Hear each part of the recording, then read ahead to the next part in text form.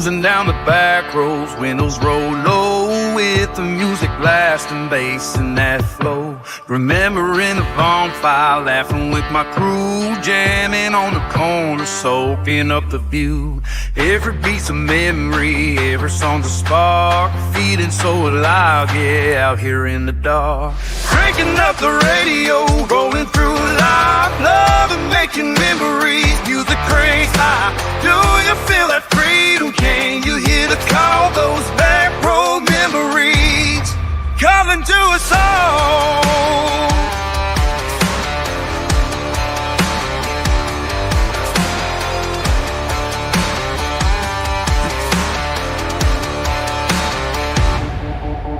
The dreams are still burning, laughter is the same, sound still echo loud, can you hear that name? Life was so electric, every day the song, hearts on the highway, we could do no wrong. Chasing every sunset, world spin around, living for the moment, man, we're going down. I can feel that fire still burning in my soul, when nobody's watching, I crank my rock and roll. Those back road memories calling to us all.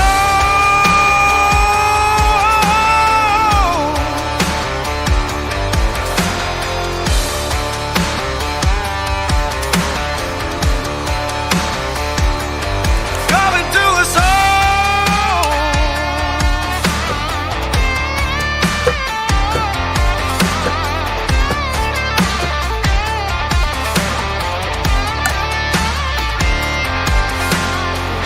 Down the back road.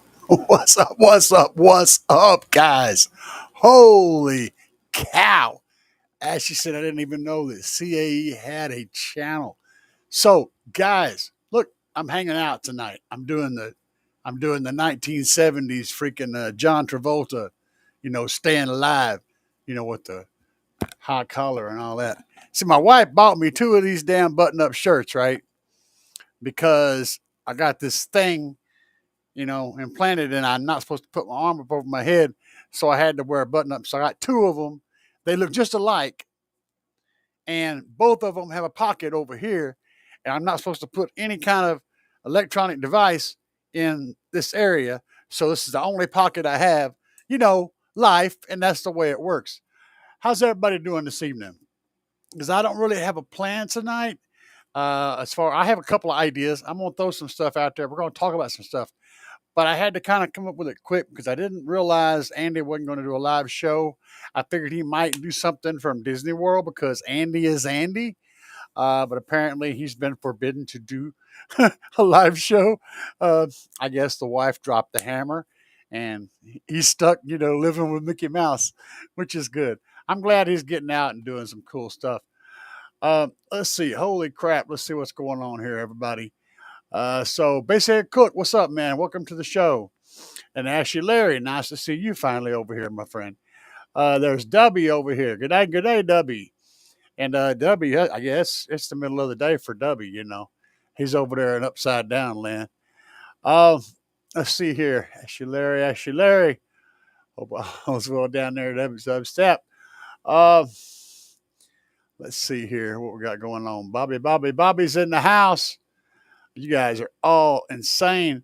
Scotty Adugatti is in the house. All right. Everybody's getting in here, and we're ready to talk about some stuff. So today, I was watching the Kicker Show, and I have a lot of thoughts on the tuning process. So if you guys are wanting to continue some of that conversation, I can input my opinion about certain things, and 99% of what they said on the show, I agree with. 99%, actually, yeah, 99. I'm gonna leave myself a 1% variable, but it's more about that last tiny bit is more about your personal taste.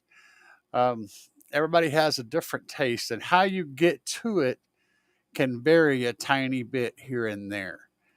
So I'll touch on some of those things. If you want to know more about what I'm talking about, hit me up with questions in the chat. But I want to show you guys, I put this video up, I think it was yesterday, but I want to go through it and talk about it, because to me, this video that I'm going to show you guys is what it's all about. This is what everything that I do, you know, well, not everything.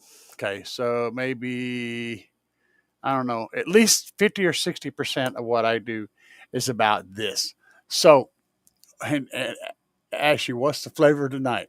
Hell, I don't know, my friend. I am slamming down shit over here and trying to get things done. So let me see if I can get this to work real quick, and then I'll show you guys what I'm talking about. Let me switch cameras. I'm not as good at this as Andy is, so bear with me. There we go. We did manage to make it over there. This first part of this video is one of my very favorite demos, and you'll notice that I have my OC puller wall back here. You can see my DB subs, 3012s, I believe those are 3012s, maybe. 3-inch voice coil, 2000 watt RMS 12s. Great excursion, great 12-inch subwoofers, really good for the price. Had that C-pillar wall, but this was one of the first big builds in the Tahoe, and this was one of my favorite demos in that build. So, you guys may know this guy. Back again. All right, let's do a little bit of 28. See if we can break the rest of that apparatus.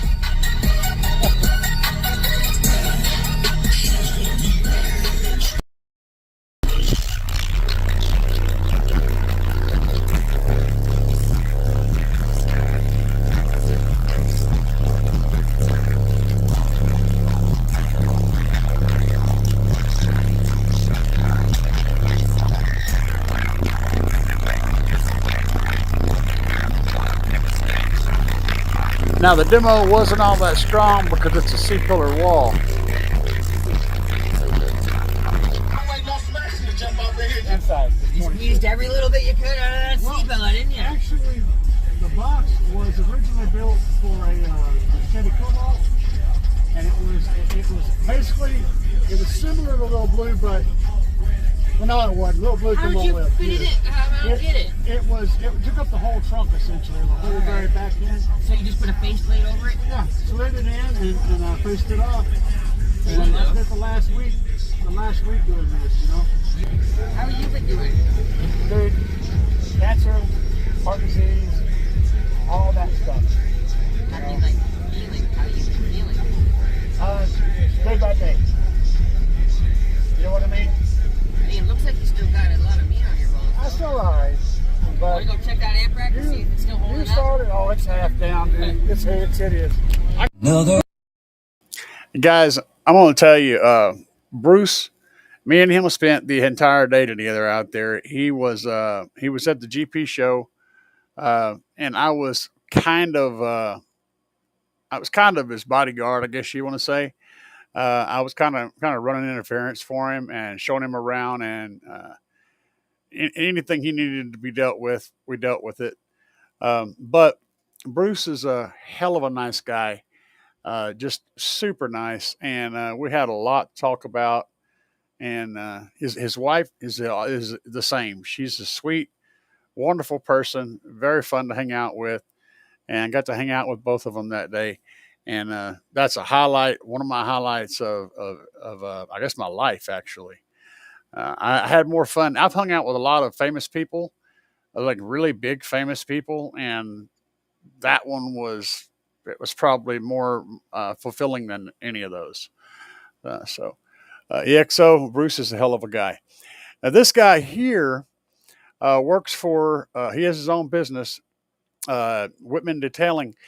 They're up there with Carmel Car Audio in the same building. And he wanted to get a demo. He had never been in a real hardcore vehicle before, so he's kind of getting this for the first time.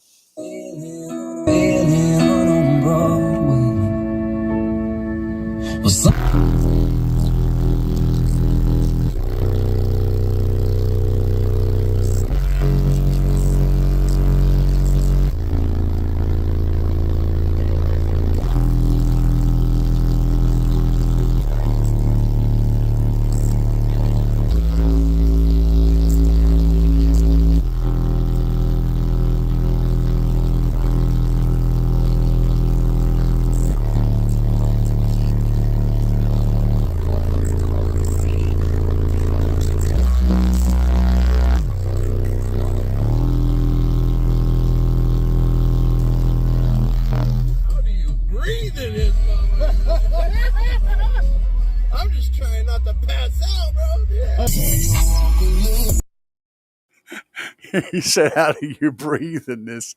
Now, guys,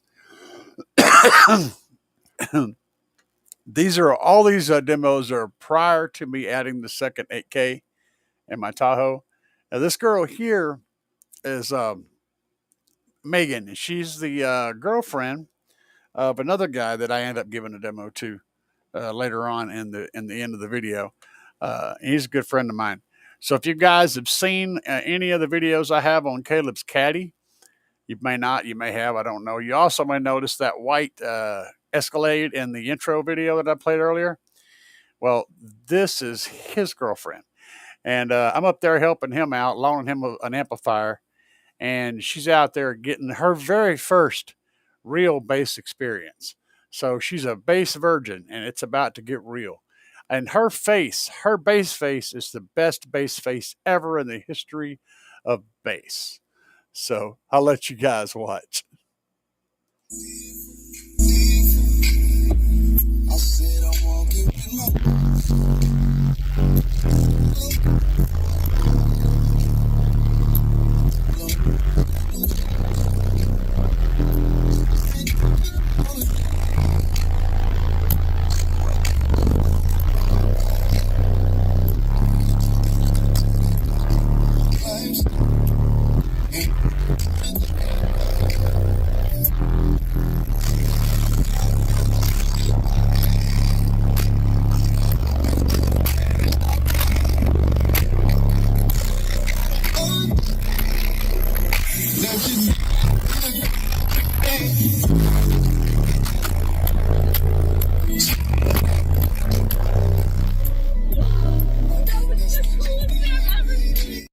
Another alien on Broadway. Another one of my favorite demo tracks.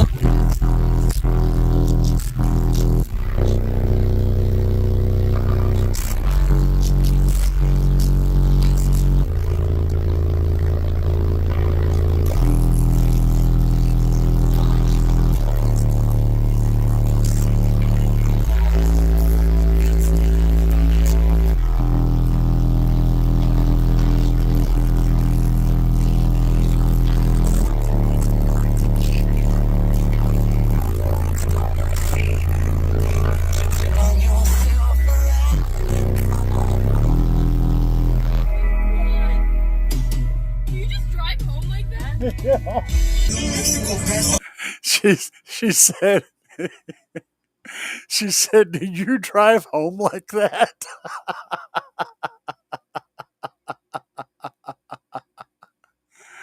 Oh man, what's up, Jason? What's up, my friend? No, man, we're you know, I had to work with Kicker Unmasked, so we kind of working off their timeline, and anyway, it is what it is, man. But what we're doing is watching a little bit of this stuff here. I'm gonna show you guys a couple more of these things. This is actually pretty cool stuff. So these guys were at a show. I believe it was Carmel's show, the last show at Carmel's, and I got some clips of them, and this is pretty good clips. Let's check this out real quick.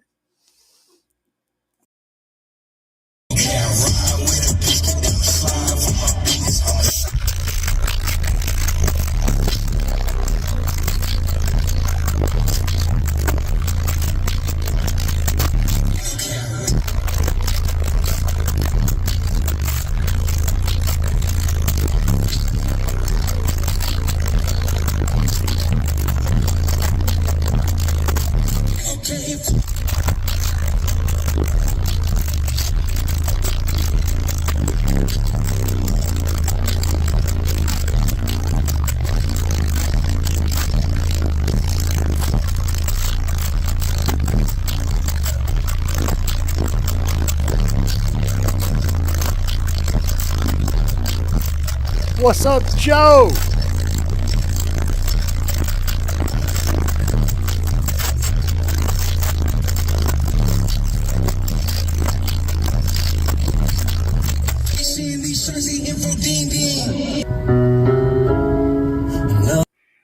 All right, this guy right here, he's one of my neighbors from down the street, and he's got a loud bass system in his vehicle. Well, he thought he did. But he came by. He was out there, and I listened to him, and I was talking. He said, "Yeah, I heard you over there." So he wanted to come over and say hi, and I said, "Hey, you want to hear my system?" He said, "Sure."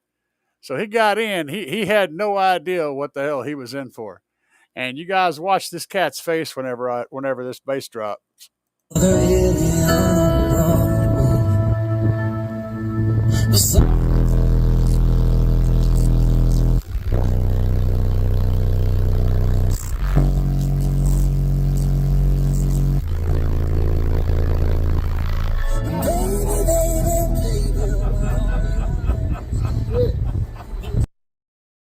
Now, as y'all can tell, I had mercy on him. I had to turn it down. I could see that he was bothered by it, so I backed off on it. But yeah, he got a kick out of it nonetheless.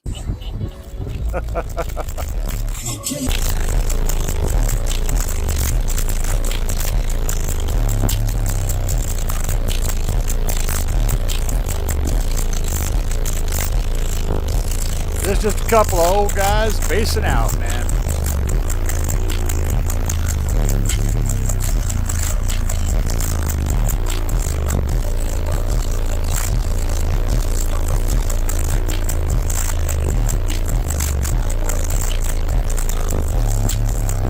And so these are the guys. All right, now on this video, me and my wife were having a Taco Bell date. And we had gotten done with our date, and I met her. She got off work, and I met her up at the Taco Bell. And she went home afterwards. I was sitting there in the parking lot listening to my radio and doing a little bit of tuning. I saw these guys over there. They were, a bunch of youngsters with their hood up, and I was like, "Uh-oh, they got a problem." Turned out they had a dead battery. Well, I shot over there and got the jumper cables out and boosted them off, and had to let their battery charge because their alternator was taking a crap. So we're sitting there yapping, and I got them in the vehicle, and while we were charging their battery, and I kid you not, we had the jumper cables hooked up, and I was charging their system. While doing that, this happened. The victims. That was the patient. This is afterwards, but the video clip was before. I was here, boosted, all good, and did hair tricks. Another evening on Broadway.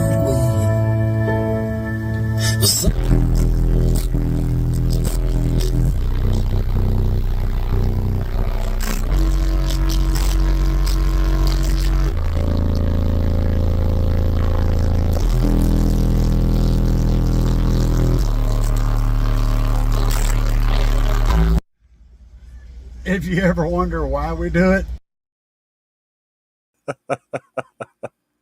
yeah, he got the hell out. Oh man! All right, this is one of the last videos.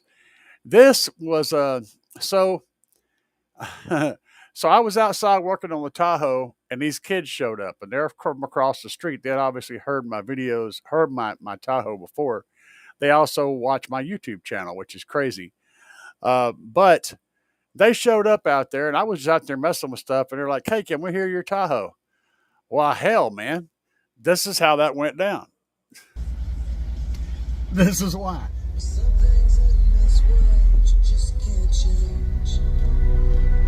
Might want to put your fingers in the air. You can't see until it's too late.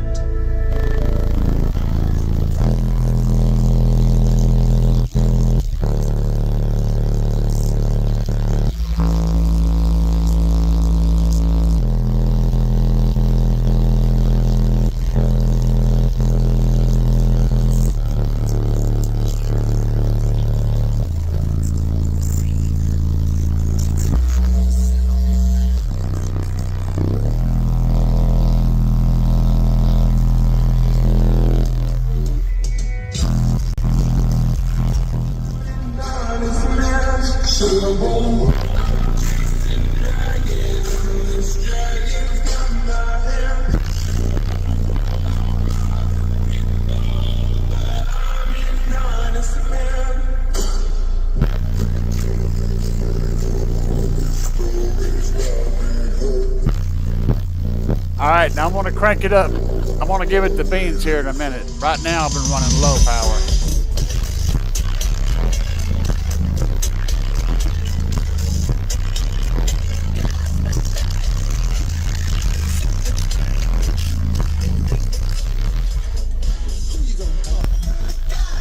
Here we go.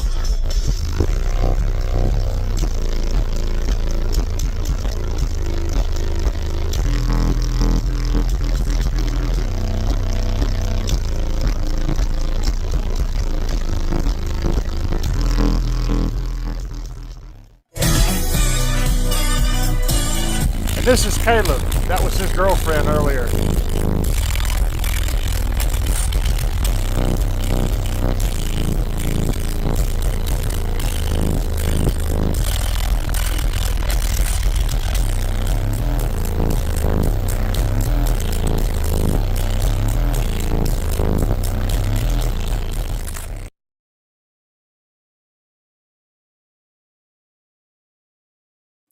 I hope everybody got a kick out of that one. This next video you're going to find. We had a lot of fun, and I have a lot more demos than those. Those are just some of the ones that I caught on video. Because I'll be anywhere I go, anytime I go anywhere. It's almost guaranteed that at some point someone is going to want to hear the system, whether they're sitting beside me in a red light or whether it's a whole group of people in a parking lot. It just happens, man. Still loving you to my demo list. Have to add, actually said I'd have to add the original version of Still Loving You to my demo list. I'll have to look into it. I'm not sure. I have like about 3 or 4 songs that I play exclusively. What I demo typically, actually, is stuff that's around 22 hertz to and up. And I like demoing stuff that has a lot of different bass notes in a very short area. I think I'm going to pull up a version of Bass I Love You and go in there and put a low pass filter or a high pass filter on it at like 22 hertz, because on Bass I Love You there's a couple of frequencies in there that are like 10 hertz or 12 hertz. I don't want that coming through, but I can go into Audacity and remove the lower portion, roll it off so that it's not playing, and create a unbassed version of Bass I Love You. And that would be a cool one too, because it's got so much range. And my system is really good at playing everything, a huge range. So that's why I like using the demo tracks. That Ghostbusters track's got some good lows in it. It's great for wind. And all of my tracks are family friendly, except for Sugar Boom Boom.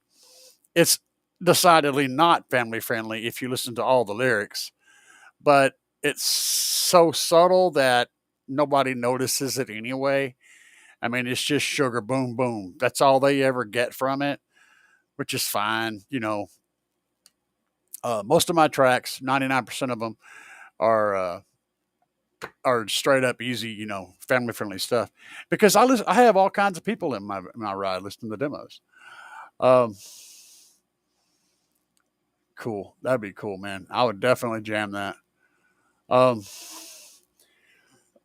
They are. All of those tracks, except for Megan, the blonde, and about the second clip. That one was post 2 amps. That one had 2 amps.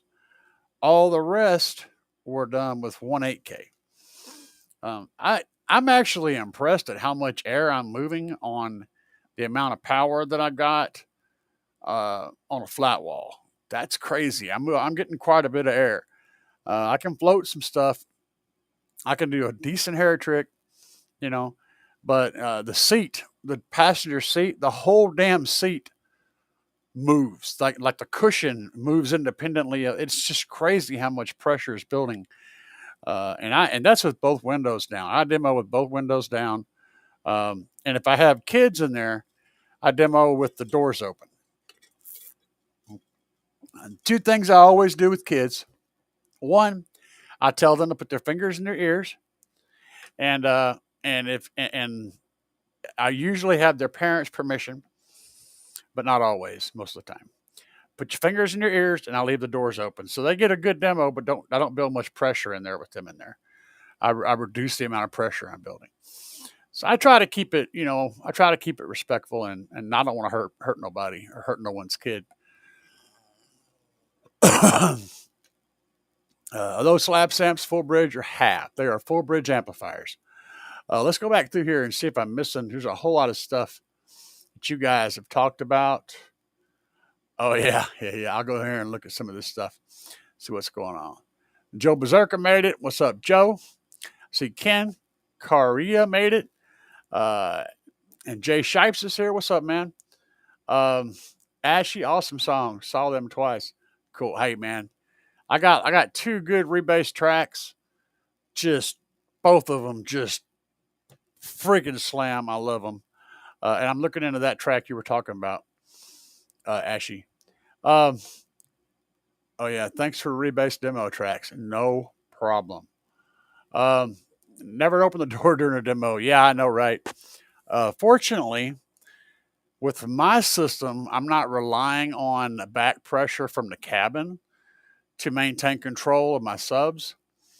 And so when you open the door on my system, it doesn't really change the pressure too much. It does change it some, but it's not catastrophic. It doesn't unload my subs. Now, for a lot of guys, it will, and it causes some chaos. But for me, it doesn't unload my subs and cause issues. Ashley said you have to have the original. Still loving you. Yep, I'm gonna look that up.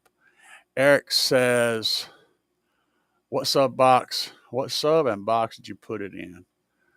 I don't know. You're talking about a different comment. Hey, it's Bass Wife. Come over here, Bass Wife. Yes. No. Yes. No. Yes. No. Yes. No. Yes. No. Say hi, Bass Wife. Hi. Yes. Where's the camera? It's up there. Oh, hi. Hi. It's the thing with the blue. The shot glass. With She his brought me pills. my shot glass of medication. You missed one. Keep going. Did you put the extra? I did. Okay, Yes, good. I did. Did you put the rat poison in there? Okay. I did. I doubled up on it tonight. You need way more rat poison because I'm not dead. I'm not dead yet. Yeah, I know. I need to learn. You need to work on your dosage. Super low bass drops. Your subs to be moving better nowadays. There's more air. I'm getting more wind. There is more decibels. Probably a dB more than I had before. And the notes are tighter and the notes change up is quicker. So like whenever your subs get to going, a lot of times you'll have a little slop in between notes. When you're running a big ported enclosure, that's just par for the course. With the higher ohm load and 2 amps playing similar power, I'm getting twice as much breaking, or dampening. Okay. The electric damping is happening twice as much. Plus, it's a higher amount on each amplifier. And that additional damping factor is noticeable big time when it comes to my system. It's substantial. Like, I noticed it immediately. I wasn't even looking for that. I wasn't expecting anything like that. But the first time I played the very first bit of a song, I immediately noticed the difference in the cleanliness and the tightness of the bass. It was tighter, it was cleaner, it was crisper. The note changes were more instant, and everything just sounded overall better. So we can get a lot of information from that. We can glean a lot of info from that, guys. We can talk about that too. W said we need to rebase YMCA. I don't agree with you, but I would definitely jam it. YMCA. Oh man, uh, just an old Energy Sub Seal 200 watts. Hey man, look, uh, I've ran everything. In one car I had I bought a crappy home theater or a computer subwoofer from a thrift shop, and I put it on a really cheap amplifier off of Amazon. It was probably making like 150, 200 watts maybe. And that was it. And I had the deck unit for the rest of the system it was in a Jeep Cherokee. And it sounded phenomenally good. It really sounded great. It was just a little tiny, like 5-inch driver and a little crappy wooden enclosure. But for whatever reason, sometimes the acoustics just lend themselves to greatness. And sometimes the weirdest shit sounds amazing. It's just the way of the world. And you guys been in audio long enough, you'll know that sometimes the weirdest shit just sounds really good. And that's what happened in there. Let's see here. Lex HP said, are those Slapz amps full bridge or half? I said, yes, they are full bridged. Jason, good call, man. Sealed boxes in a big SUV can sound pretty peaky. Yeah. Ported boxes tuned low sound the best. You're 100% right. That's I share the same opinion. We'll say that because when you say the word best, that means that it's something that you have to judge personally. Tallest, fattest, coolest. These are all things that you have to be subjectively judging, and they're not an objectively better, just subjectively better. But I agree. Because I think it's because of the way cabin game works in there. I don't really know. Seal boxes. I really like the way a seal box sounds. I like the lows and I like how predictable the roll off is down in the low frequencies from the higher frequencies. There's not really a big dip or a big, it's more of a smooth roll off, and that is much easier to DSP. And yeah, I think a seal box just inherently sounds better than a ported box. That said, you can't get the ferocity out of a sealed box that you can out of a ported box. You need the port to be able to do that. And I wanted tons of wind, and sealed's going to give you some wind if you put enough power and you're moving enough cones, but you're still going to be sacrificing a whole lot of wind. I like the wind, man. It's people get a kick out of it. It's fun. Door speakers are cooked original 2002. Okay. Get some door speakers, Eric. Right. Get them door speakers, man. Yeah. Ashley said, hi, bass wife. She's in there watching like CIS or some kind of hospital show or, women and that stuff. She's watching some of that, girl shows. I don't know, emergency room doofuses, all that stuff. See here. My Navigator still has the original door speakers. Put a DSP and amps on them and they sound real good. Yeah. If you bump up the power just a little bit on your factory speakers and they're not degraded, physically damaged, they can actually sound really good. People give a lot of flack to factory door speakers, like how bad they are, but they're really not. In reality, that is a design that's a lot of money was spent on getting something that both physically fits in that space and can handle, 20 years of weather, and a system that allows you to go full tilt boogie and not blow it up. Think about all the tech that goes into designing that. That's not some fly by night piece of crap. That's a lot of engineering that goes into designing the speakers and the system to work with that. And a good factory system sounds pretty damn good. It it is what it is, man. Um, that's an awesome wife. Oh man, she's on it. She's on it, dude. She takes care of me. She hooks me up. She brings me my rat poison, and you know, we just keep it rolling. J Max said, I just joined in. What am I running? I run 2 Slapz Audio 8Ks on 4 Slapz Audio Oblivion 15s and a ported flat wall box. A 2K on a 10 and a super tweeter in the doors, and a 160.4 on 2 3.3 inch Audio Dynamics 3000s and the A pillars. And I'm running an Audio Dynamics 6.8 hi-fi DSP Bluetooth to a tablet for my source. That's pretty much the whole thing. Let's see. Full-size SUVs don't play above 45 hertz. Most of the time, they don't. Most of the time. It peaks at around 44, right? But, and that ported flat wall plays as high as I want it to play.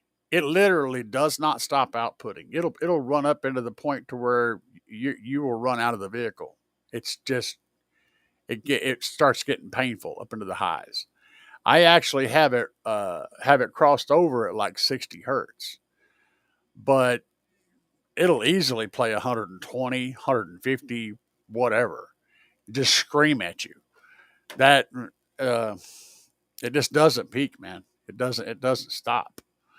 Let's see here. Cabin space is a killer. It can be.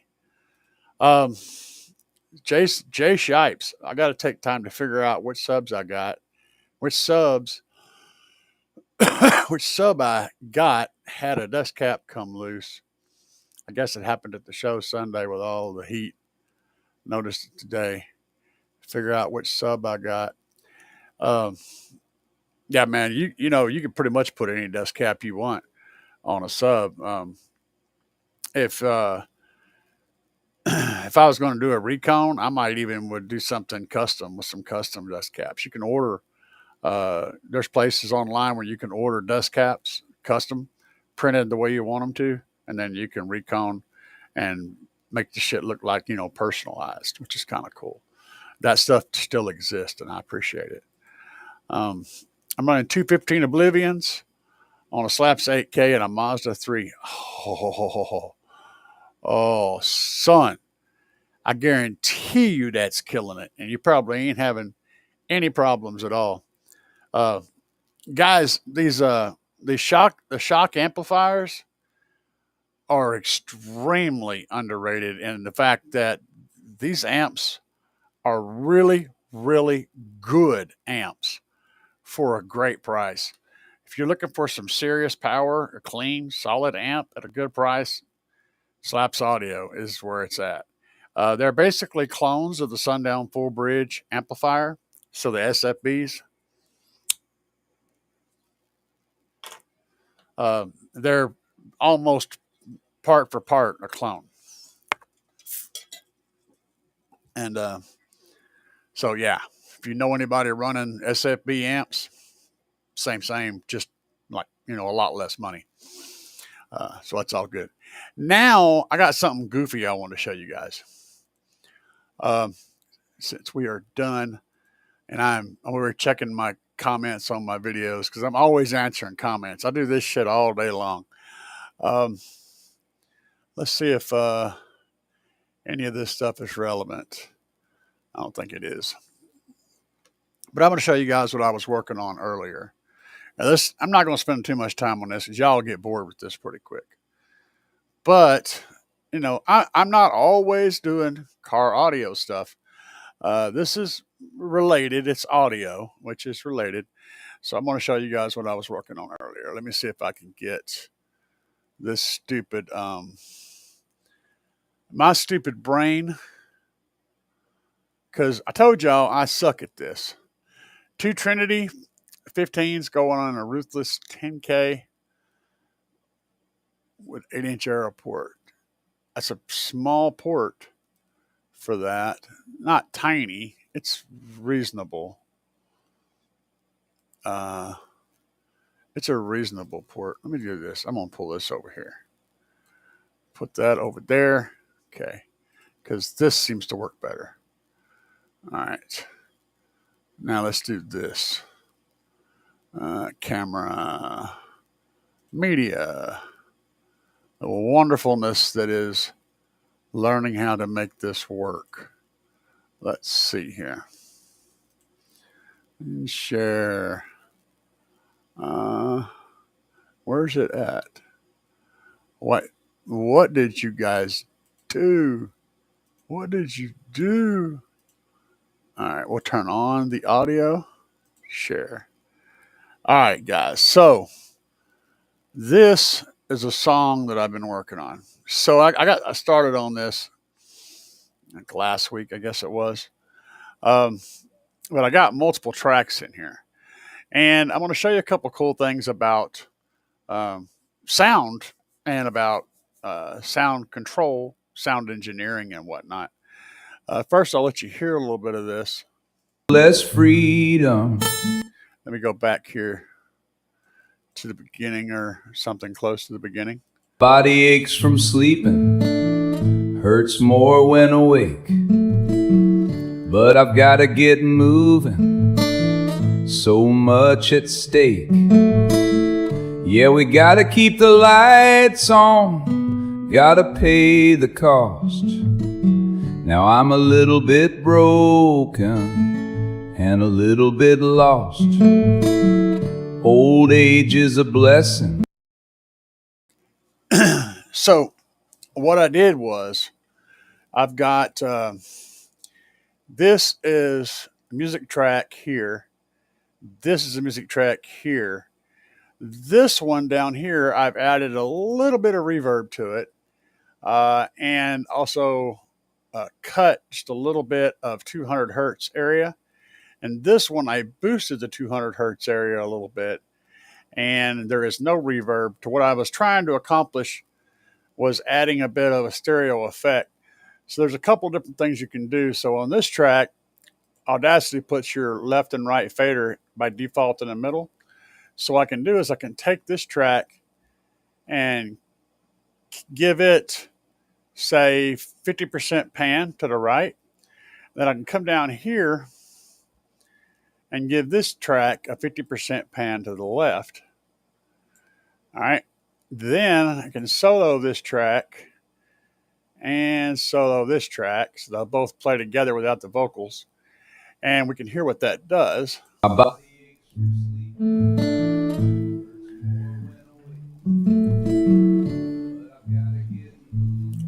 You guys hear this?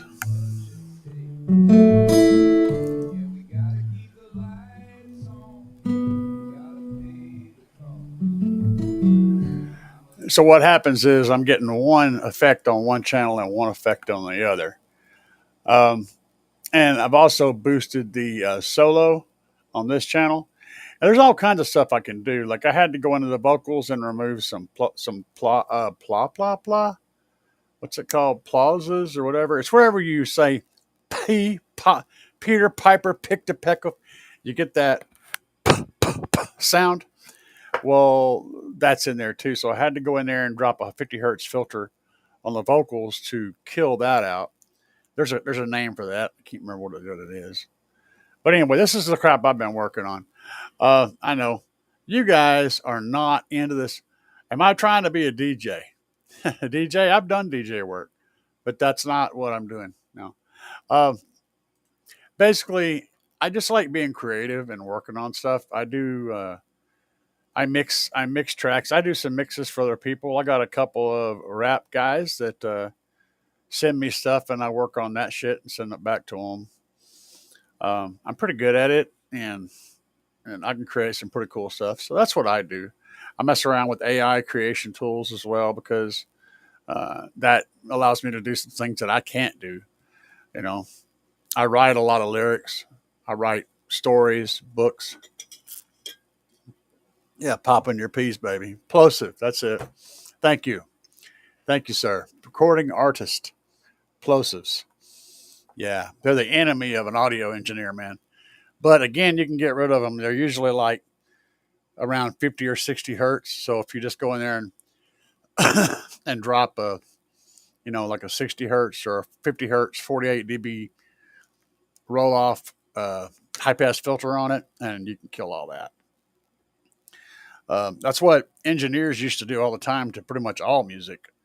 Is they would put a crossover on it down low so that you wouldn't get a lot of bass in the track, because the equipment back in the 60s and the 50s and back, even the 70s really, and the 80s, the equipment that was being used to reproduce music could not reproduce anything below like 40 hertz. You guys have heard of anything below 40 hertz is wasted information? Well, in 80s, the mid 80s back, it was all wasted information because no one could reproduce it. Nothing could reproduce it. But we gained that ability eventually. And records couldn't hold it very well. See, real estate's expensive on a record. And the lower a frequency is, the larger a groove it cuts in that record, which reduces the overall time that record can run. And a lot of stereos couldn't reproduce it either. So, yeah, they didn't, like, go back and listen to another one, Bites of Dust. Those bass notes are like 60, 70 hertz. They're pretty high. I even rebased it just to see what it would sound like, and it sounds absolutely juicy when you drop it down to like 30 hertz. Jason said, I was thinking you can make some money making songs for people, but if they don't like it, you have to start all over. It's hard to please everyone. Absolutely, man. You guys heard of Fiverr? Fiverr is pretty cool. So that's where you go. You go on Fiverr and you can hire anybody to do anything. There's people on there that'll do vocals, people that'll play drums to it. You just send them a clip of your song. Like this track here, for example, I could send this music track to a Fiverr drummer and tell him to build me a drum beat for it, and it would cost me set amount, $5, $20, $5,000, whatever his rate was. And then he'll send me back the drum track for it, and then I'd have a drum track. You can put a whole song together on Fiverr. You could have Fiverr vocalists singing. You could even have them write their own words. It's like anything you can think of. You can piecemeal out all kinds of audio work on Fiverr. Fiverr. Check it out. It's very cool. If you're into creativity and you want to try something interesting, it's pretty neat shit. That said, we were talking about tuning. Yeah, it's good stuff, man. We were talking about tuning on the Kicker Show. Now, of course, Kicker is going to be pretty much talking about tuning as it is represented by Kicker equipment, because that's kind of their bread and butter that they butter their bread with, right? Which is fine. You're still going to learn a whole hell of a lot of information watching their show about everything, because it's still a pretty universal topic. That said, it's not completely universal. The equipment they were talking about using tonight was specific to Kicker. And some of those functions that they have are really cool. Like being able to do an all-pass filter correction automatically for like $100 or whatever. That's off the chain, dude. That's absolutely off the chain. These are some of the features that you don't see in a lot of car audio, especially automated features. I've got a DSP over there from Audio Dynamics that does a full auto tune. It does 90% of what they were talking about. It does time correction, phase adjustment, equalization, all that stuff. And I think it sounds like, I think when you let it do its own thing, it never sounds good. It sounds better than a non-experienced person trying to tune. Like if you don't know what you're doing, it's way better than what you'll do. Like way better. But once you've learned a little bit, it's just going to piss you off because it isn't going to do exactly what you want it to do. And my buddy installs those DSPs, tons of them. So he had invested in the microphone to let the thing run its auto EQ. And after using it for a few months, he gave me the microphone. He doesn't let it auto EQ anymore. He doesn't let it auto set up anything. He doesn't like the way it works, and it was just taking up dust space on his shelf. That bad. So if Kicker got it right, then hats off to him. I can't personally speak on them, but I have friends that in the know that I feel pretty confident in their opinion. They seem to think that they work really well, so that's good. I do like the fact that you can go into that EQ, into that amplifier, and manually work in it as well. So you can let it run automatically, or you can manually adjust it. If you can't manually adjust it, it's only going to make you mad.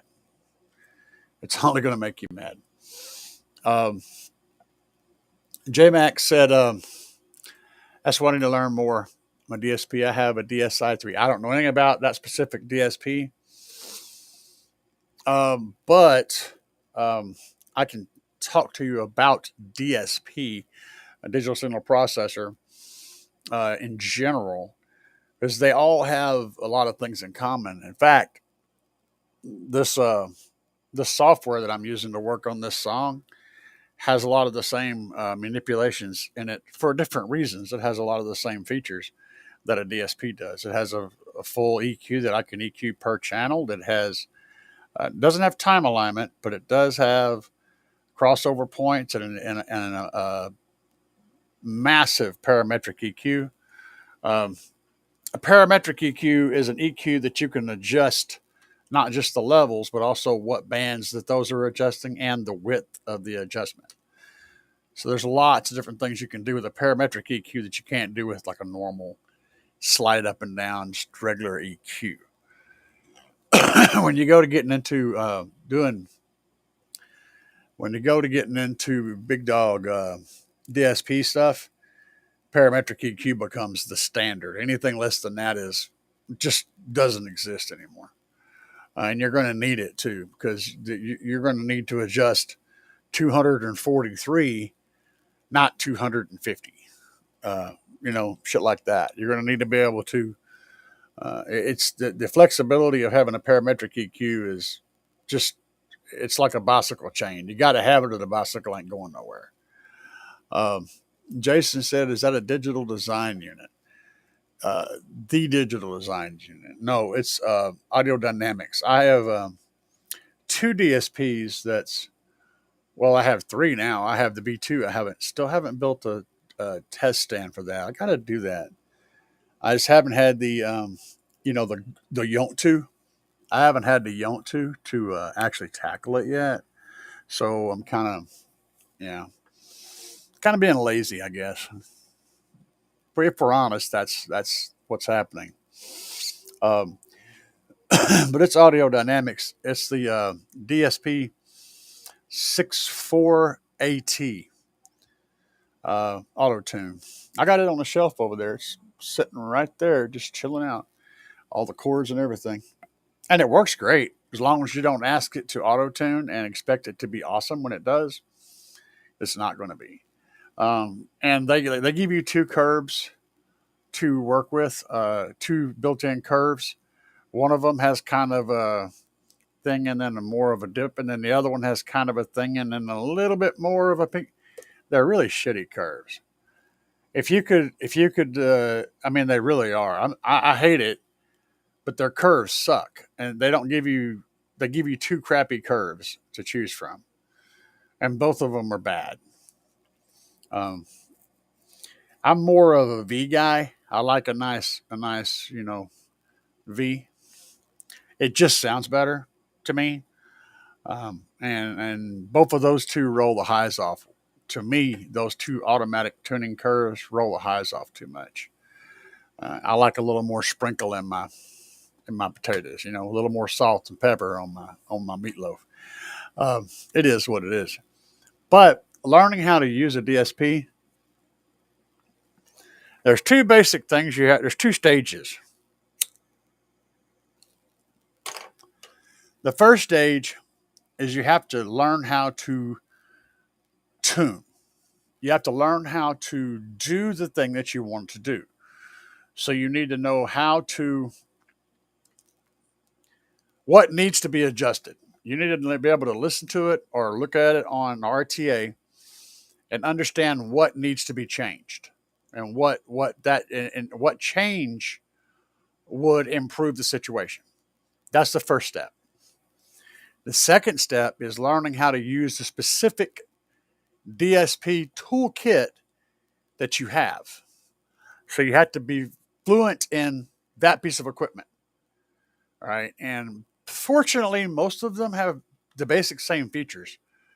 The differences will be like where they put the features at and how you get to them and shit like that. So getting fluent with your DSP, learning where all those things are and how to access them, and then learning how to actually use those features to solve problems in your sound. Those are the two big levels of learning to use a DSP. Oh, okay. Yeah. I see what you're saying. That was a reference to him. And Jason said that the Digital Designs DSi-3, that's their most current model. It's using the most generic software. Blake is the guy to ask for on that model. Ask on that model. Cool. Generic software is good. What's up? Kick D 1904 tapping in from sunny San Diego. Is it sunny there? It ain't sunny there. It's late. It's late. Actually, the sun may still be up. And fucking California is all messed up, man. Is it? It gets dark. The sun comes up in the east, so it's early and then it sets. Yeah. It's earlier there in California. Y'all are still. There still may be a little bit of daylight left. Nice little sunset going on. Cool beans, man. Nice to have you in the show. I know I'm a little bit psycho, so enjoy the ride, man. That's all I can tell you. But we can start out with the first thing you want to do in your DSP. When you set the system up, the very first thing you want to do is get the crossover set to a point to where you're not going to destroy speakers. So I usually start by assigning. A good place to start if you don't have any numbers to work with, you don't know crap about what your stuff will do. Set your tweeters at maybe, 3,000 hertz or 4,000 hertz and up on a 24 dB roll off on a Linquence-Riley slope. So you set them for 3,000 and up, Linquence-Riley, 24 dB. Then you can go ahead and at that point, you're not going to blow anything up just by doing that. But you also want to have your mids. Now, you can do a lot of stuff with your mids, with your 6s, 6.5s, 4s, whatever they are. You can do a lot with them. You can have them roll off with the tweeters. So, like if you set the tweeters at 3,000 hertz and 24 dB roll off, Linquence-Riley, you can set your mids to with a low pass filter of 3,000 hertz, Linquence-Riley, 24 dB roll off, and have them cross like this. And then whenever these two sum, where they're both playing a little bit together, that summed portion will actually raise up and fill in that gap, and it'll sound like a smooth transition. And I've had good luck with doing that, but I personally like to let my mids play higher than my tweeters are coming on. So if they're for a section, I'll have the mids and the tweeters playing the same information.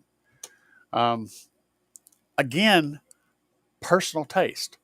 That's where there's not one thing that has to be. You can do things outside of the box and get good results. What you don't want is your tweeters trying to play anything lower than what they can safely play at the power level they're playing at. And then, of course, at your mids, you would bring them down to, if they're like a 3 or a 4-inch mid, you'd roll them off at like 450, 500 hertz.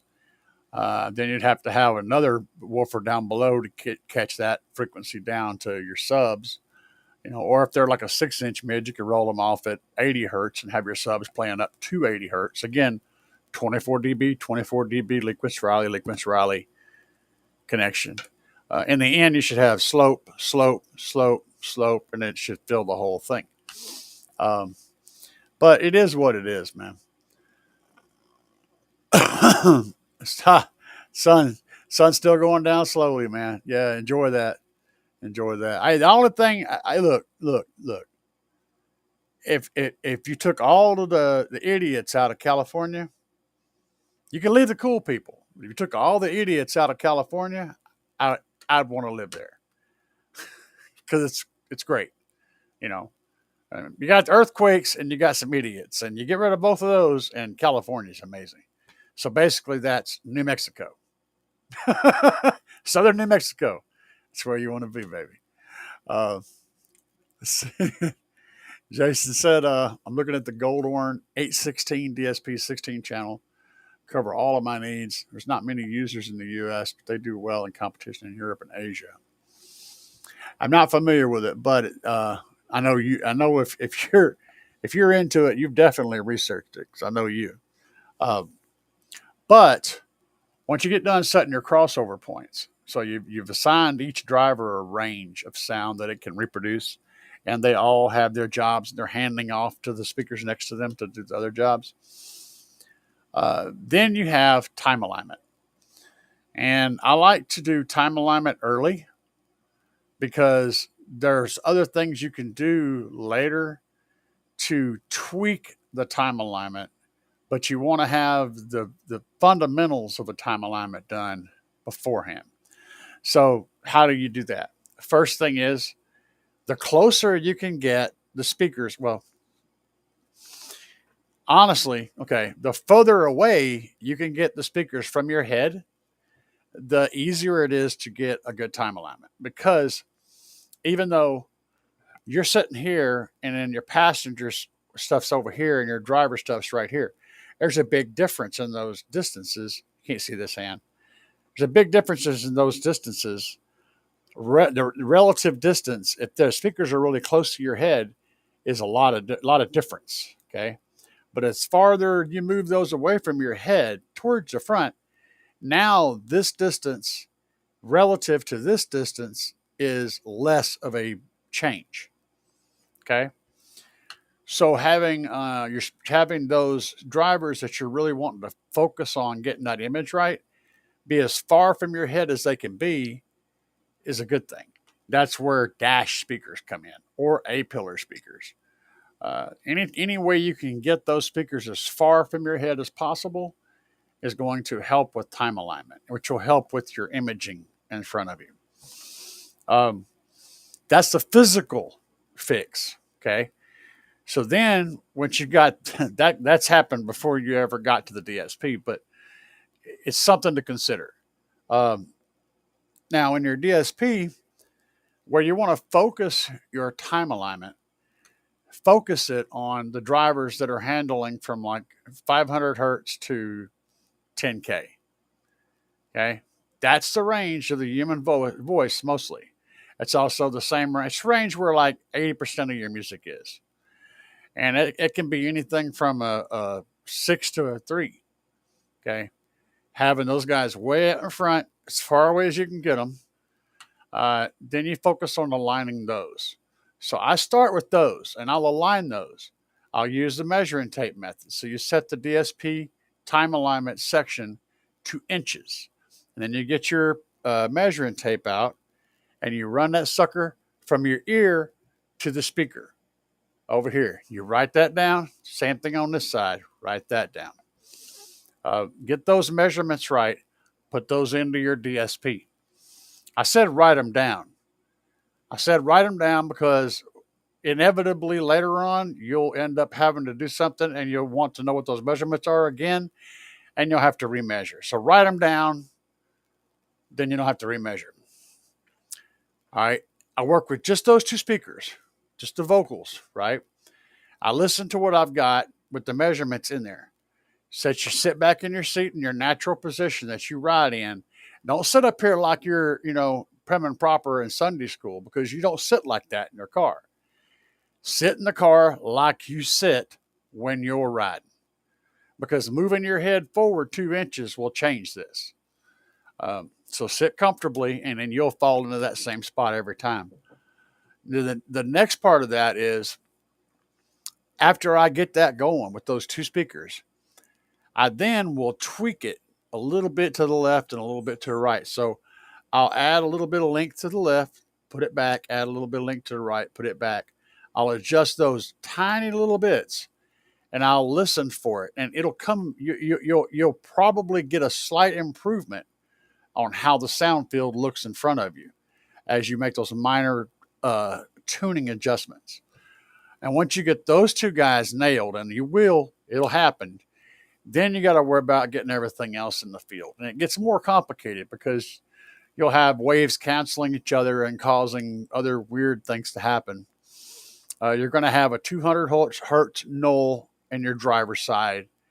You're just going to not be able to get 200 hertz there. It's pretty much every car I've ever worked in.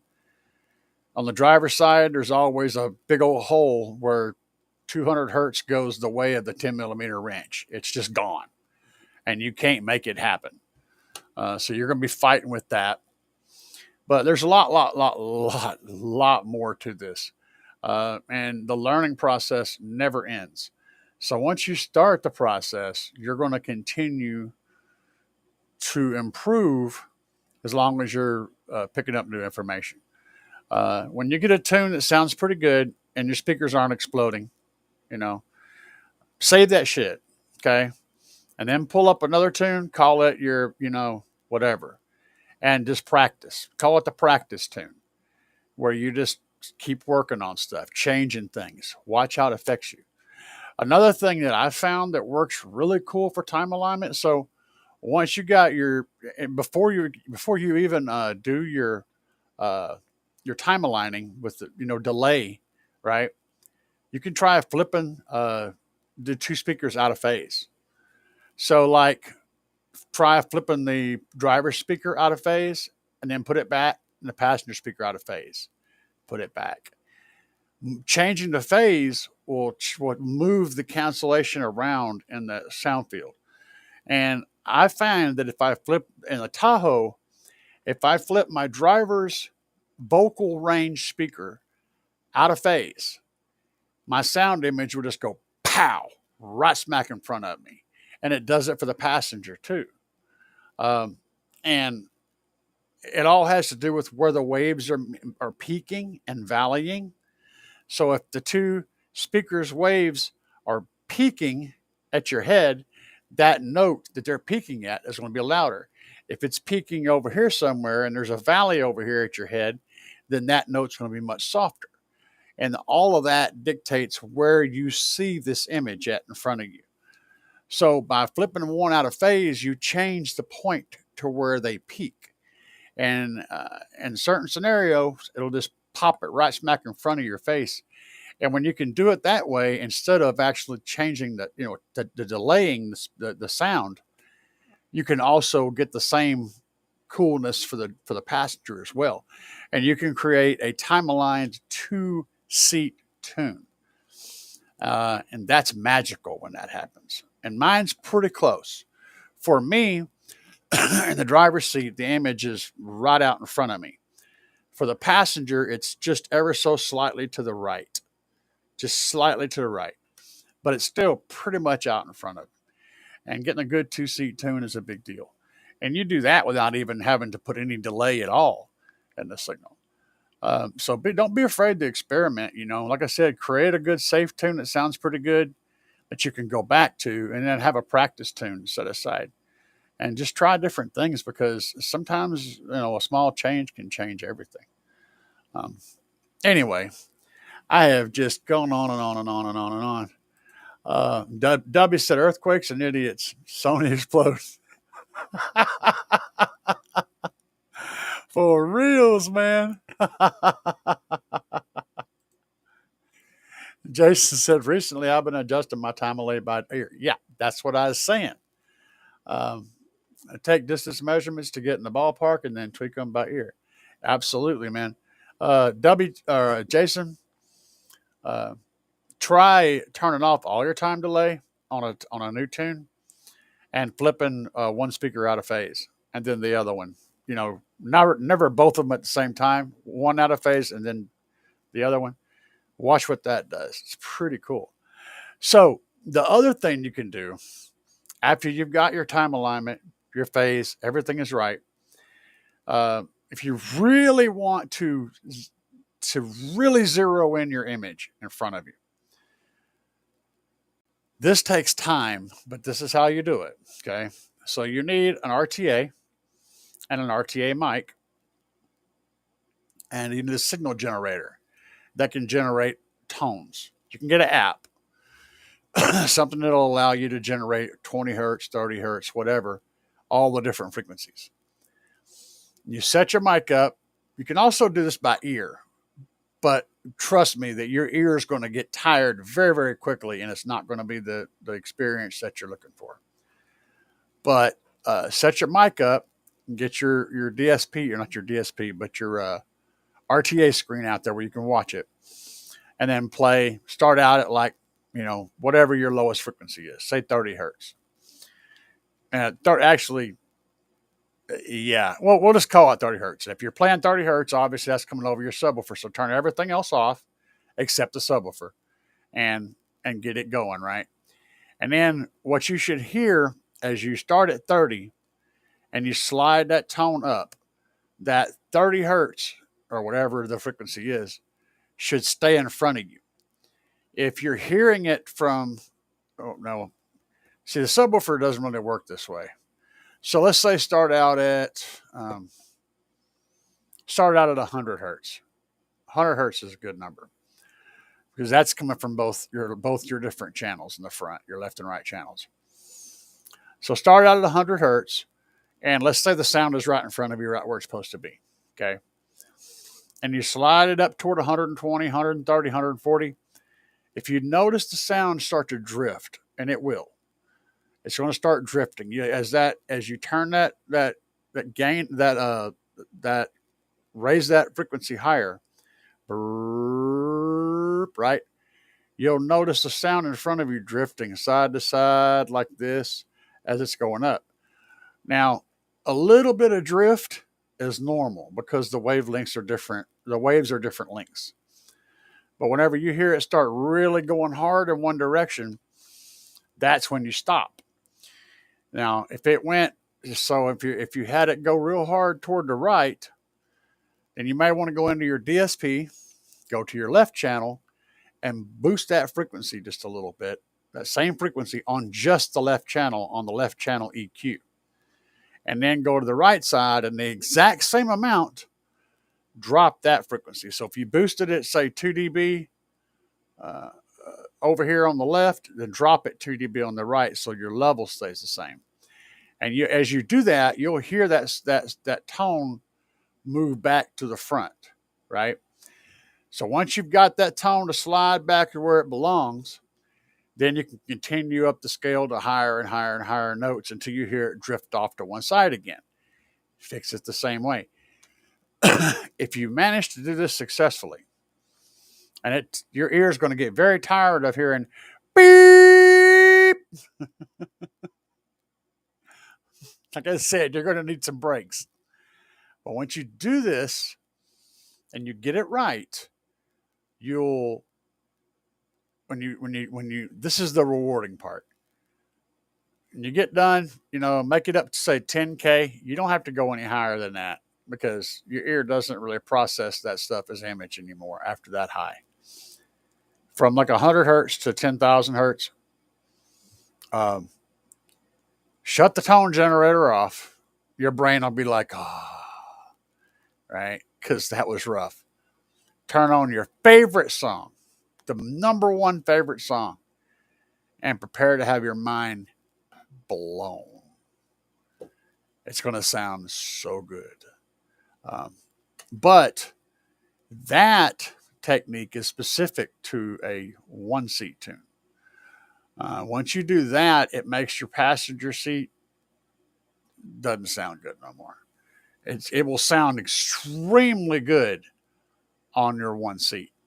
Now, if you want to do a tune like that and have it sound good in both seats, you would put your mic in between the two seats, right? So when you're doing the same technique, you would use your mic over here between the right, dead between the two different seats. And then you'll get an image that's going to be kind of pushed to the right, and on the passenger seat pushed to the left.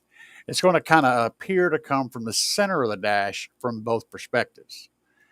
If you do it with your mic over here with your head, you're going to have the image coming from directly in front of you as a driver.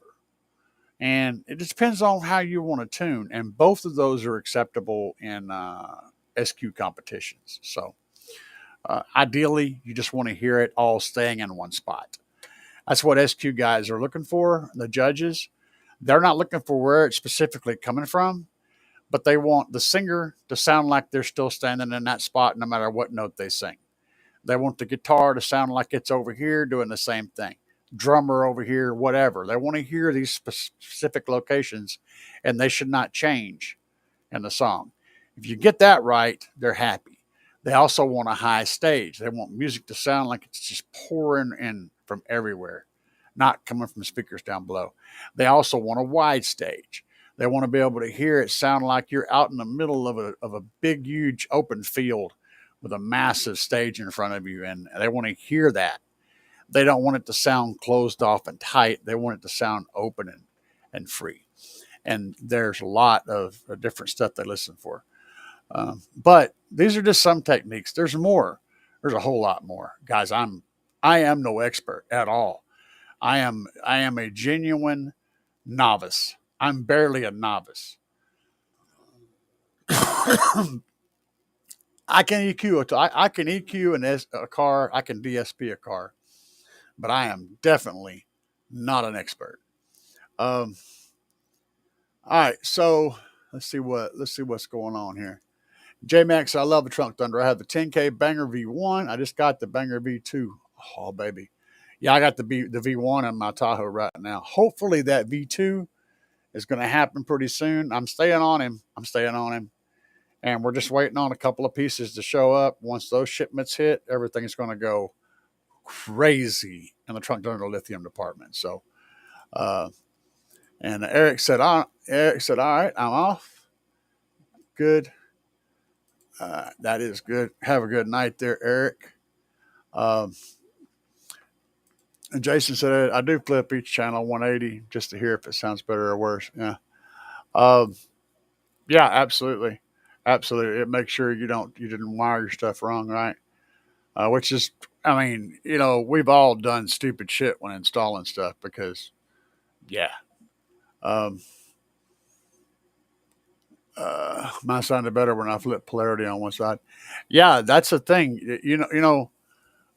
Like I said, the distance between your ear and the speaker going from one side of the car to the other is different.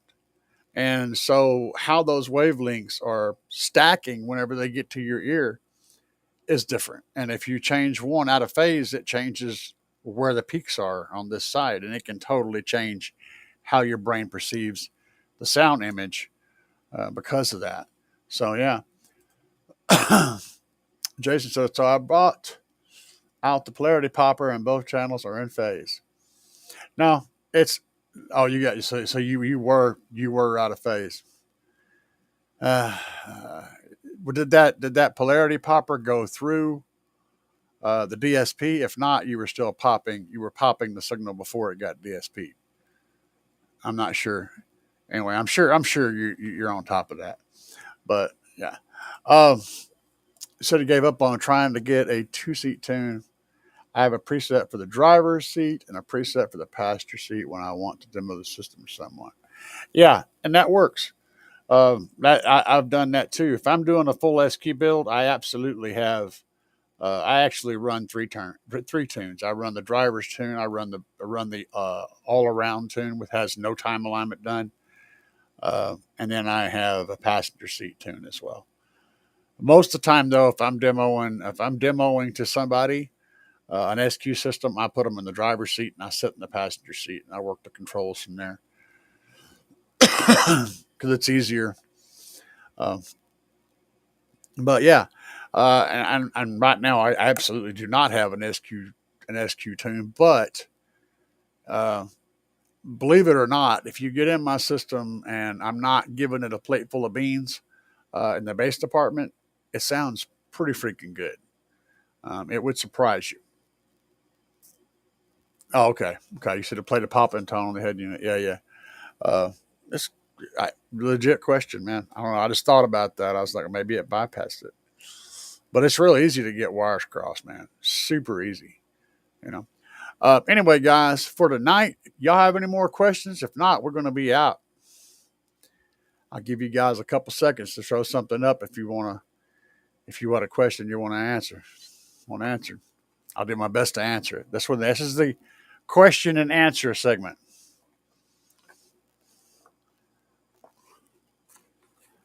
We shall wait.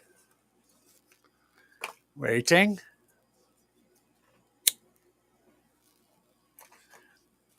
All right, guys, let's get the duck out of here. Yeah. Yeah.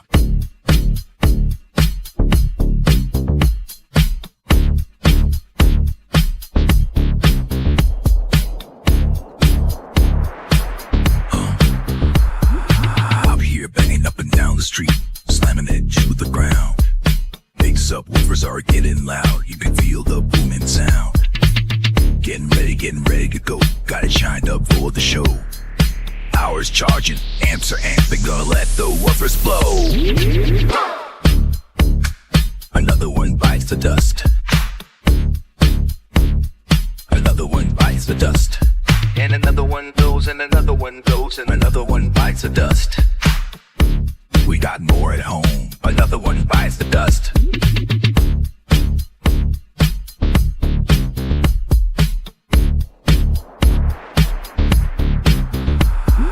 Wires are glowing and the amps smoking. Subs are cherry red. Let me keep jamming, gotta keep the bass slamming. Gonna go hard till they're dead. Full power, gotta let it go. 20 hertz and floating air. Sparks are flying, voice coils are frying, and the smoke is in the air. Another one bites the dust. Another one bites the dust. And another one goes, and another one goes, and another one bites the dust. Hey, we got more at home. Another one bites the dust.